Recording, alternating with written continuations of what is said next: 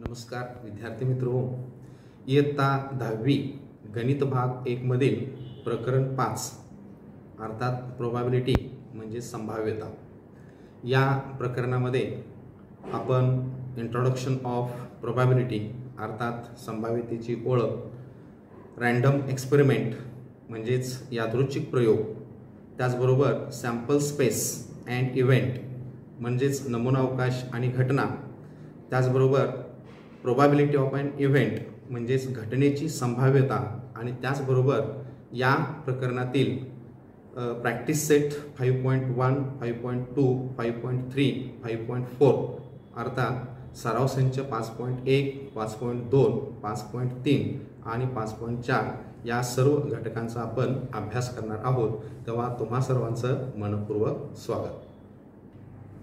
विद्यार्थी मित्र हो, इयत्ता 10वीच्या गणित भाग 1 मधील प्रकरण क्रमांक 5 संभाव्यता अर्थात प्रोबॅबिलिटी या प्रकरणाविषयी आज आपण चर्चा करणार आहोत।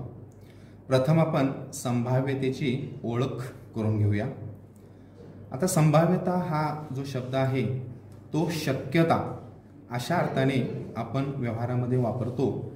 शक्यता वर्तवण्यासंबंधी आपण दैनंदिन संभाषणात पुढील शब्दही वापरतो, जसे की संभवता, बहुतेक, अशक्य, निश्चित, बहुधा, जवळपास, 50-50 इत्यादी। भविष्यातील शक्यतांविषयीची खालील विधाने पहा।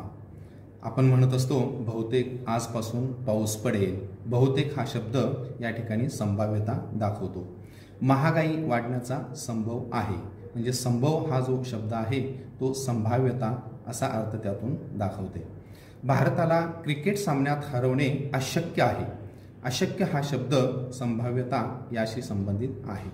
निश्चितच मला प्रथम श्रेणी मिळणार आहे। आता या ठिकाणी निश्चितच हा जो शब्द आहे तोही या ठिकाणी संभाव्यता आपल्याला दाखवतो। इंग्रजीमध्ये प्रोबॅबिलिटी जसं की इंट्रोडक्शन आपण पाहूया। We use the following words to express the possibility in our daily conversation: probable, maybe, impossible, sure, nearly, 50-50. Read the following statements regarding predictions. Most probably the rain will start from today. Here the word probably means showing the probability.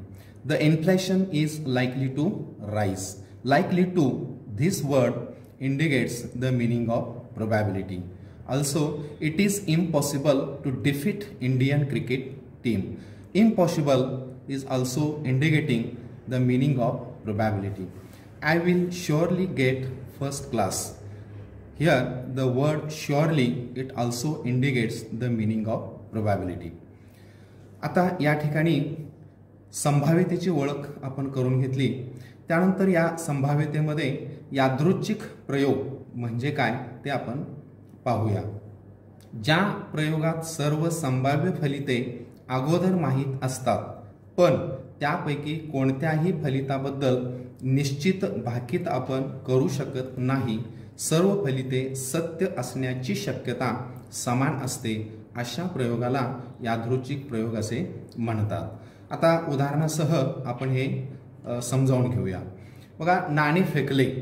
आता या ठिकाणी जर आपण नाणे फेकले तर त्या ठिकाणी दोन शक्यता असतात। एक म्हणजे छाप आणि दुसरं म्हणजे काटा। म्हणजे नाणं फेकल्यानंतर एका बाजूला छापा असतो आणि दुसऱ्या बाजूला काटा असतो, म्हणजेच आपल्याला एकतर छापा मिळतो किंवा त्या ठिकाणी काटा मिळतो। याचं दुसरं उदाहरण सांगता येईल ते म्हणजे फासा फेकणे। आता फासा फेकल्यानंतर या फाशाला एकूण 6 पृष्ठभाग असतात। जेव्हा फासा फेकला जातो तेव्हा त्याच्या वरील पृष्ठावर एकतर त्याच्यावरती एक हा डॉट असेल, टिंब असेल, किंवा 2 टिंब असतील, किंवा 3 टिंब असतील, किंवा त्या ठिकाणी 4 टिंब असतील, किंवा त्या ठिकाणी 5 टिंब असतील आणि नाहीतर शेवटी 6 टिंब असतील। म्हणजेच फासा फेकल्यानंतर या 6 पैकी कोणती तरी एक शक्यता त्या ठिकाणी निर्माण होते आणि म्हणून हा एक यादृच्छिक प्रयोग आहे।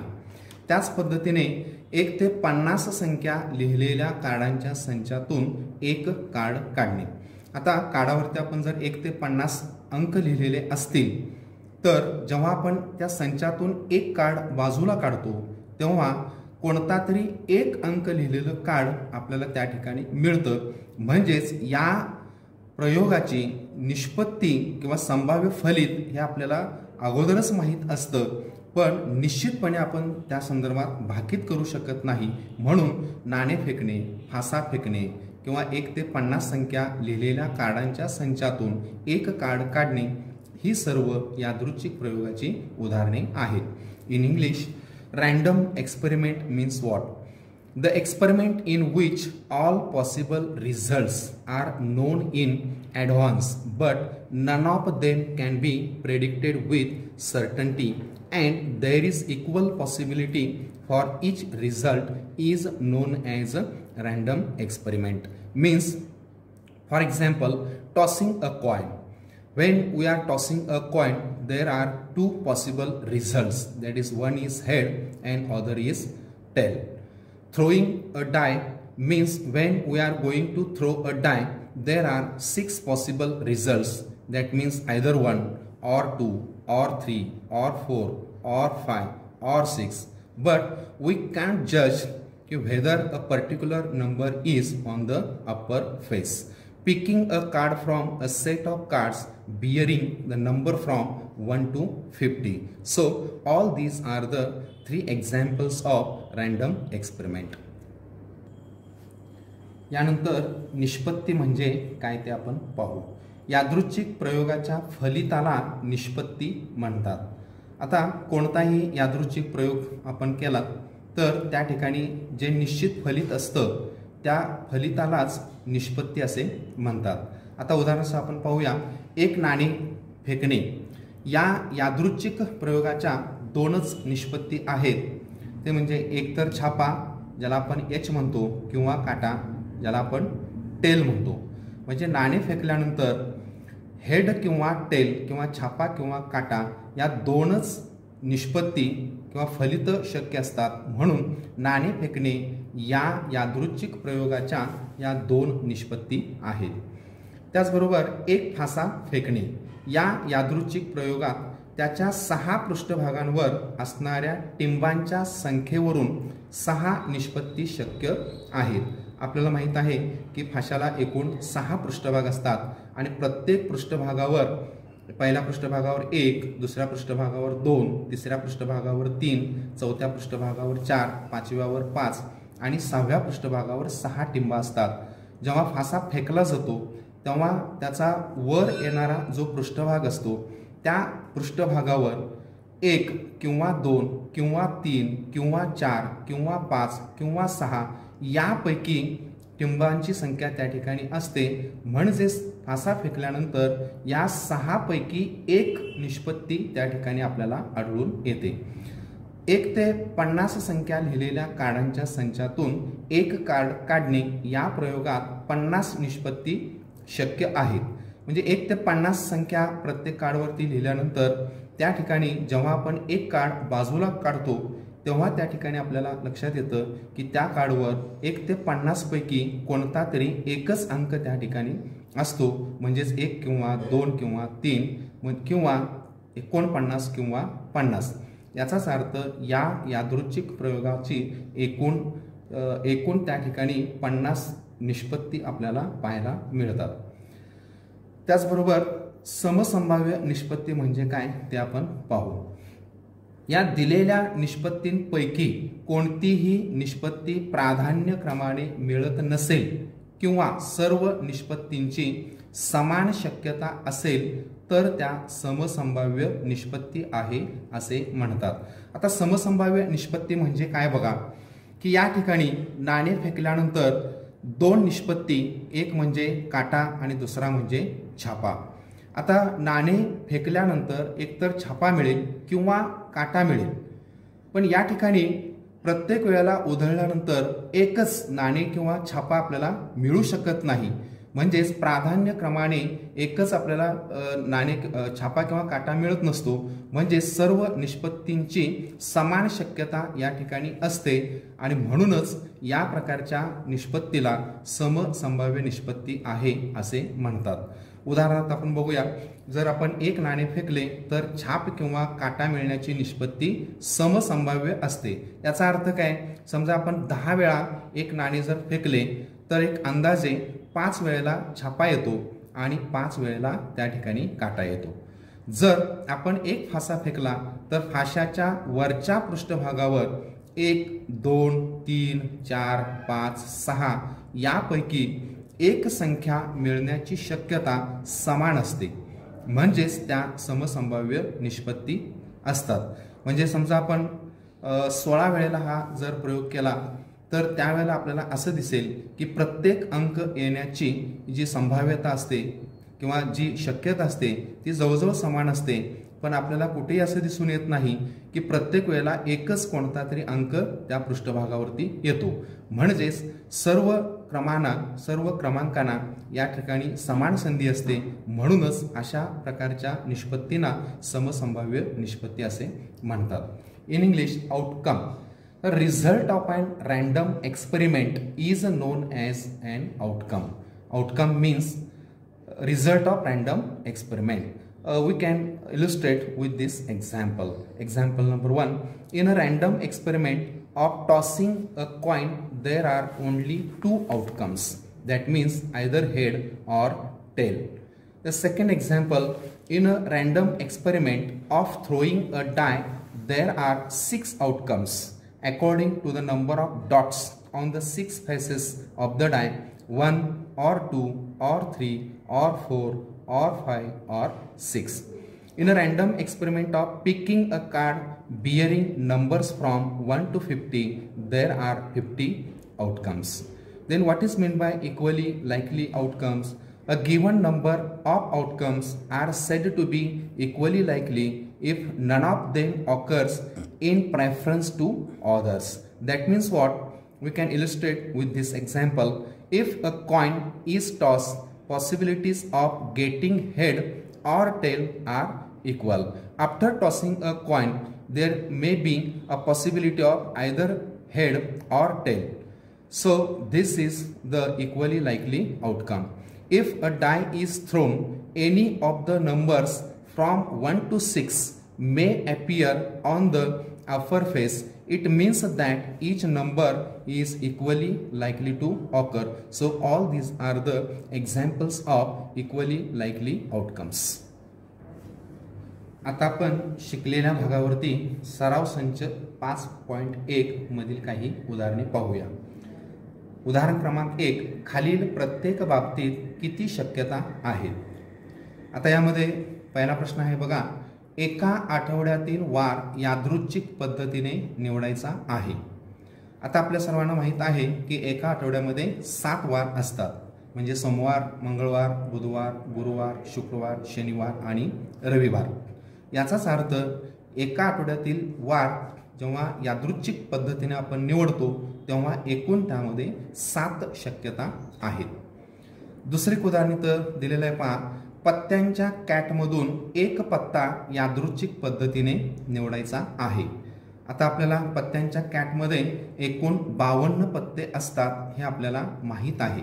याचाच अर्थ जेव्हा त्या पत्त्यांच्या कॅटमधून एक पत्ता आपण काढतो तेव्हा त्या ठिकाणी एकूण 52 शक्यता असतात. म्हणजेच एकतर तो 1 असेल, 2 असेल, 3 असेल, अशी एकूण जी 52 पत्ते असतात त्यापैकी एक शक्यता 52 शक्यता त्या ठिकाणी निर्माण होतात. त्यानंतर उदाहरण क्रमांक 3. प्रत्येक कार्डावर एक संख्या याप्रमाणे 10 पासून 20 पर्यंतच्या संख्या लिहिल्या आहेत, त्यातून एक कार्ड यादृच्छिक पद्धतीने निवडायचे आहे. आता या उदाहरणामध्ये 10 पासून 20 असे अंक प्रत्येक कार्डवरती लिहिलेले आहेत. याचाच अर्थ 10 पासून 20 या दरम्यान एकूण 11 संख्या आहेत. म्हणजेच त्या ठिकाणी जेव्हा आपण एक कार्ड बाजूला करू तेव्हा त्या ठिकाणी 11 शक्यता निर्माण होतात आणि या शक्यता 10 पासून 20 पर्यंतच्या असतील. So we can see the practice set 5.1. तर example number 1, how many possibilities are there in each of the following. So example number 1, any day of a week is to be selected randomly. We know that there are 7 days in a week, and so there are 7 possibilities. Then example number 2, select one card from the pack of 52 cards. We know that there are 52 cards in the pack, so in all there are 52 possibilities. Example number 3, one number from 10 to 20 is written on each card. Select one card randomly. So there are 11 numbers from 10 to 20. That is why, so when we are picking one card, so there are in all 11 possibilities. सराव संच 5.1 नंतर नमुना अवकाश म्हणजे काय ते आपण पाहू. यादृच्छिक प्रयोगात शक्य असणाऱ्या सर्व निष्पत्तींच्या संचाला नमुना अवकाश म्हणतात. उदाहरणार्थ, जेव्हा आपण एक नाणे फेकतो तेव्हा त्या ठिकाणी ज्या निष्पत्ती आपल्याला आढळतात त्या म्हणजे एच म्हणजे हेड आणि टी म्हणजे टेल. आणि म्हणूनच या सर्व निष्पत्तींचा जो संच आहे यालाच या ठिकाणी नमुना अवकाश असे म्हणतात. नमुना अवकाश इंग्रजी कॅपिटल यस किंवा ओमेगा, ओमेगा हे अक्षर ग्रीक भाषेमधील आहे, या चिन्हाने संचांच्या स्वरूपात दर्शवतात. नमुना अवकाशातील प्रत्येक घटकाला नमुना घटक म्हणतात. आता समजा यस बरोबर महिरपी कंसात एच आणि टी. आता यामध्ये 2 घटक आहेत एच आणि टी. या एच आणि टी या प्रत्येक घटकाला नमुना घटक असे म्हणतात. नमुना अवकाश यस मधील एकूण घटकांची संख्या एन यस ने दर्शवतात. म्हणजे ज्या एक नाणे फेकल्यानंतर यस बरोबर एच आणि टी हा जो संच आहे या संचामध्ये एकूण नमुना घटकांची संख्या 2 आहे आणि म्हणून एन एस बरोबर 2 असे लिहितात. जर एन एस शांत असेल, शांत याचा अर्थ मर्यादित, तर त्याला शांत नमुना अवकाश असे म्हणतात. आता या ठिकाणी शांत नमुना अवकाशची काही उदाहरणे दिलेली आहेत. एक नाणे फेकले, आता आपण पाहिलं की सॅम्पल स्पेस किंवा ज्याला आपण नमुना अवकाश यस बरोबर एच आणि टी हे 2 नमुना घटक मिळतात आणि एन एस बरोबर 2. आता एकाऐवजी जेव्हा आपण 2 नाणी फेकतो तेव्हा नमुना अवकाश यस बरोबर महिरपी कंसात या ठिकाणी पहिल्या नाण्यावरती एच असेल, दुसऱ्याही नाण्यावरती एच असेल. दुसरी शक्यता पहिल्या नाण्यावरती एच असेल आणि दुसऱ्या नाण्यावरती टी असेल. तिसरी शक्यता पहिल्या नाण्यावरती टी असेल आणि दुसऱ्या नाण्यावरती एच असेल. आणि चौथी शक्यता दोन्ही नाण्यावरती टी असेल. म्हणजेच या नमुना अवकाशमध्ये एकूण 4 घटक आहेत आणि म्हणून एन एस बरोबर 4. उदाहरण क्रमांक 3, जेव्हा 3 नाणी फेकली जातात तेव्हा नमुना अवकाशमध्ये एकूण घटकांची संख्या ही 8 मिळते. बघा, एक नाणं फेकल्यानंतर एन एस बरोबर 2, 2 नाणी फेकल्यानंतर एन एस बरोबर 4, 3 नाणी फेकल्यानंतर एन एस बरोबर 8. याचाच अर्थ या ठिकाणी 2ची दुप्पट 2, 4, 4ची दुप्पट 8 या पद्धतीने आपल्याला नमुना घटकांची संख्या मिळते. जेव्हा 3 नाणी फेकली जातात तेव्हा तीनही नाण्यावरती हेड किंवा एच मिळण्याची शक्यता असते. दुसरी शक्यता पहिल्या 2 नाण्यांवरती एच आणि तिसऱ्या नाण्यावरती टी. तिसरी शक्यता पहिल्या नाण्यावरती एच, दुसऱ्या नाण्यावरती टी आणि तिसऱ्या नाण्यावरती एच. चौथी शक्यता पहिल्या नाण्यावरती टी आणि उर्वरित 2 नाण्यांवरती एच एच. पाचवी शक्यता पहिल्यावरती एच, दुसऱ्या आणि तिसऱ्यावरती टी. सहावी शक्यता पहिल्यावरती टी, दुसऱ्यावरती एच आणि तिसऱ्यावरती टी. सातवी शक्यता पहिल्या 2 नाण्यांवरती टी आणि शेवटच्या नाण्यांवर एच. आणि 8वी शक्यता तीनही नाण्यांवरती टी. अशा पद्धतीने त्या तिन्ही नाण्यांवर या एकूण 8 शक्यता इथं दिसतात आणि म्हणून एन एस बरोबर 8. त्याचबरोबरीनं जेव्हा आपण एक फासा फेकतो, एक फासा फेकल्यानंतर आपण पाहिलं की त्या फाशाला एकूण 6 पृष्ठभाग असतात म्हणजेच प्रत्येक पृष्ठभागावरती 1 2 3 4 5 आणि 6 अशा या ठिकाणी संख्या मिळतात. पण जेव्हा आपण दोन फासे फेकू तेव्हा त्या ठिकाणी एकूण नमुना घटकांची संख्या ही 36 होते. आता हे कसं सांगता येईल बघा. तर यस बरोबर पहिल्या फाशावरील पहिल्या पृष्ठभागावर 1 असेल तर दुसऱ्या फाशाच्या पृष्ठभागावरती 1 असेल म्हणजेच 1 1. त्यानंतर पहिल्यावरच्या फाशावरती 1 असेल दुसऱ्यावरती 2, पहिल्यावरती 1 असेल दुसऱ्यावरती 3, 1 4 1 5 1 6. त्याच्यानंतर पहिल्या फाशावरती 2 हा अंक असेल किंवा 2 टिंबा असतील आणि दुसऱ्या फाशावरती 1 असेल. त्यानंतर 2 2 2 3 2 4 2 5 2 6. त्यानंतर पहिल्या फाशावरती 3 हा अंक असेल दुसऱ्या फाशावरती 1 असेल. याच पद्धतीने 3 2 3 3 3 4 3 5 3 6. त्यानंतर पहिल्या फाशावरती 4 असू शकेल दुसऱ्या फाशावरती 1 आणि या पद्धतीने 4 2 4 3 4 4 4 5 4 6. पहिल्या फाशावरती 5 असेल दुसऱ्या फाशावरती 1 असेल. त्यानंतर 5 2 5 3 5 4 5 5 5 आणि 6. आणि शेवटच्या ह्याच्यामध्ये पहिल्या फाशावरती 6 हा अंक असेल किंवा टिंबा असतील दुसऱ्या फाशावरती 1 असेल. या पद्धतीनं 6 2 6 3 6 4 6 5 आणि 6 6 अशा पद्धतीने एकूण या ठिकाणी 36 शक्यता निर्माण होतात आणि म्हणून या ठिकाणी या नमुना अवकाशमधील एकूण घटकांची संख्या ही 36 असते. म्हणून NS बरोबर 36. We can explain this in English. Sample space. नमुना अवकाश म्हणजे sample space. The set of all possible outcomes of a random experiment is called the sample space. That means the possible outcomes. Here one coin is tossed, then there are two possible outcomes, that is H and T, and therefore here are the two possible outcomes. So this is called the sample space. Sample space is denoted by English capital letter S or omega in Greek language. Each element of sample space is called a sample point. That means when one coin is tossed, then S is equal to in curly bracket H comma T. That means here are the two elements H and T. So these two elements is known as the sample point, and so number of sample points are here 2. The number of element in the set S is denoted by NS. Number of element in the set S is denoted by NS. That means here H and T, these are the two elements in the set S. So this is called NS, and NS is equal to 2. If NS is finite, then the sample space is said to be a finite sample space. Finite means limited. So all these examples are the limited examples of limited finite sets. So first example already we have seen, one coin is tossed, that is sample space is H and T and NS is 2. When two coins are tossed, then there are 4 possibilities.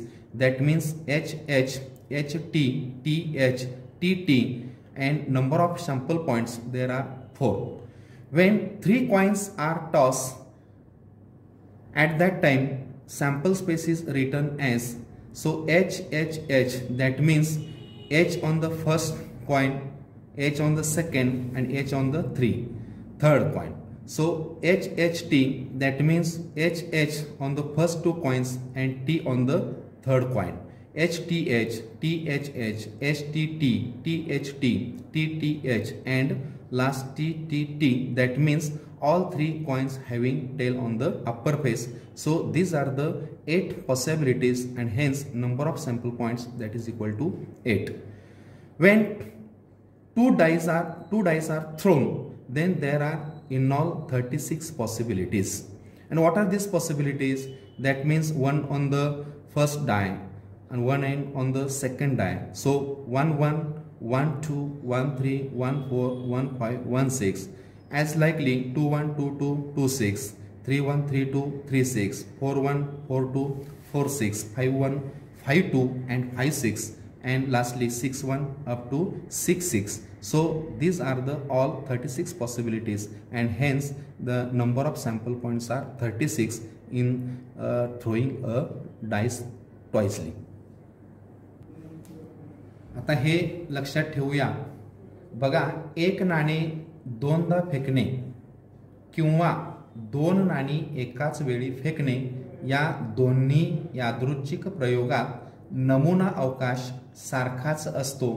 हेच तीन नाण्यांच्या बाबतीतही सत्य असते. याचा अर्थ काय? जेव्हा आपण एक नाणे दोन स्वतंत्र वेळेला फेकतो किंवा दोन नाणी एकाच वेळेला फेकतो, या दोन्हीही यादृच्छिक प्रयोगात नमुना अवकाश सारखाच असतो आणि हेच हे तीन नाण्यांच्या बाबतीत सुद्धा सत्य आढळते. याच प्रकारे एक फासा दोनदा फेकणे किंवा दोन फासे एकाच वेळी फेकणे या दोन्हींसाठी सुद्धा नमुना अवकाश हा सारखाच असतो. बघा, let's remember this points are very important. The first point, the sample space for a coin tossed twice is the same as that of two coins tossed. That means when we are tossing a single coin twicely or two coins simultaneously, then the result is same. And this is also same or true for the three coins. Also, the sample space for a die rolled twice is the same as two dice rolled simultaneously. That means when we are rolling one die twicely or two dice simultaneously, the result is same. आता यावर शिकलेल्या भागावरती आपण सराव संच 5.2 या ठिकाणी अभ्यासूया. यामध्ये पहिलं उदाहरण आहे. बघा, खालील प्रत्येक प्रयोगासाठी नमुना अवकाश S व त्यातील नमुना घटकांची संख्या NS लिहा. आता त्यातलं पुन्हा पहिलं उदाहरण बघा, एक फासा व एक नाणे एकाच वेळी फेकणे. म्हणजे या उदाहरणामध्ये काय केलं आहे बघा, एक फासा आणि एक नाणं एकाच वेळेला फेकलेलं आहे. तर अशा वेळेला त्याचा सॅम्पल स्पेस किंवा नमुना अवकाश कसा लिहायचा आणि त्यातील घटकांची संख्या मोजून कशी लिहायची ते आपण बघू. तर यस, नमुना अवकाश बरोबर बघा महिरपी कंसामध्ये लिहिलं जातं. पहिल्या कंसामध्ये H1. याचा अर्थ काय की एक नाणं आणि फासा. आपल्याला माहित आहे की नाण्यावरती H आणि T या दोन निष्पत्ती असतात आणि फाशावरती 1 ते 6 अंक किंवा टिंबा अशा 6 निष्पत्ती असतात. म्हणजे काय होईल बघा, नाण्यावरती H असेल आणि फाशावरचा 1 हा अंक असेल, नाण्यावरती H असेल आणि फाशावरती 2 हा अंक असेल, नाण्यावरती H असेल फाशावरती 3 हा अंक असेल, नाण्यावरती H असेल फाशावरती 4, नाण्यावरती H फाशावरती 5, नाण्यावरती H आणि फाशावरती 6. आणि याच पद्धतीनं नाण्यावरती T असेल आणि फाशावरचा 1 हा अंक असेल, नाण्यावर T फाशावरती 2, T3, T4, T5, T6 अशा पद्धतीनं एकूण या ठिकाणी आपल्याला 12 निष्पत्ती या ठिकाणी दिसतील. आणि म्हणून या नमुना अवकाशमध्ये एकूण जर आपण घटकांची संख्या मोजली तर 12 होतात आणि म्हणून NS नमुना घटकांची संख्या ही इथं 12 आपल्याला दिसते. आता याच ठिकाणी एक दुसरं उदाहरण दिले बघा, 2, 3, 5 या अंकापासून अंकांची पुनरावृत्ती न करता 2 अंकी संख्या तयार करणे. म्हणजे 2, 3 आणि 5 या 3 अंकांपासून आपल्याला 2 अंकी संख्या तयार करायची आहे. पण या संख्या तयार करत असताना अंकांची पुनरावृत्ती व्हायला नको. आणि मग या ठिकाणी नमुना अवकाश कसा लिहिला जाईल तर बघा, याच बरोबर महिरपी कंसामध्ये 2 आणि 3 पासून 23 ही 2 अंकी संख्या तयार होईल. 2 आणि 5 या अंकांपासून 25 ही 2 अंकी संख्या तयार होईल. 3 आणि 2 पासून 32 ही 2 अंकी संख्या तयार होईल. 3 आणि 5 पासून 35 ही 2 अंकी संख्या तयार होईल. 5 आणि 2 पासून 52 ही संख्या तयार होईल आणि 5 आणि 3 पासून 53 ही 2 अंकी संख्या तयार होईल. याचाच अर्थ 2, 3 आणि 5 या 3 अंकांपासून आपल्याला एकूण 6 संख्या तयार झालेल्या पाहायला मिळतात. आणि म्हणून या ठिकाणी नमुना घटकांची संख्या ही 6 आहे, म्हणजेच NS बरोबर 6. So we will see here practice set 5.2. Example number 1. For each of the following experiments, write sample space S and number of sample points. So in this example, we are going to learn how to write sample space and how to write number of sample points. So first example, one coin and one die are thrown simultaneously. That means one coin and a die thrown simultaneously means at the same time. So what will be the sample space? We know that there are two possibilities when a coin is tossed, that is H and T, and there are 6 possibilities when a die is rolled. So when we are going to write the sample space for one coin and one die simultaneously, then it will be like this. S is equal to H and 1, that means a coin having H and die having 1, coin H, die 2, H3, H4, H5 and H6. And also coin having T and die 1, die 2 means T2, T3, T4, T5 and T6. That means there are in all 12 possibilities, and therefore there are 12 elements in this sample space, and hence the number of sample points, that is NS, is equal to 12. Example number 2. 2-digit numbers are formed using digits 2, 3 and 5 without repeating a digit. That means we are using 3 digits 2, 3 and 5. So taking care that without repeating, we are writing the 2-digit numbers, maximum 2-digit numbers.